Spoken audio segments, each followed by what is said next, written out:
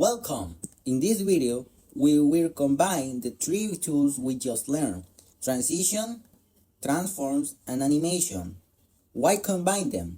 Because together they create rich, interactive effects that grab attention and improve user experience. For example, imagine a car that grows larger with a transition when hovered, rotates slightly using transform, and has a growing animate border using keyframes. Transition handles the smooth hover effect.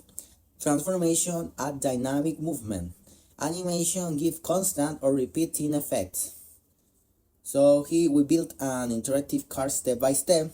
First add a smooth color transition, then a rotate transform, and finally an animation that pulls the shadow around the cone. And when combining effects, always balance performance and usability. Too many animation can slow a site down and it wouldn't be attractive. Remember, less is better. And by combining these CSS techniques, you can create modern, professional interfaces that users love. So, see you there.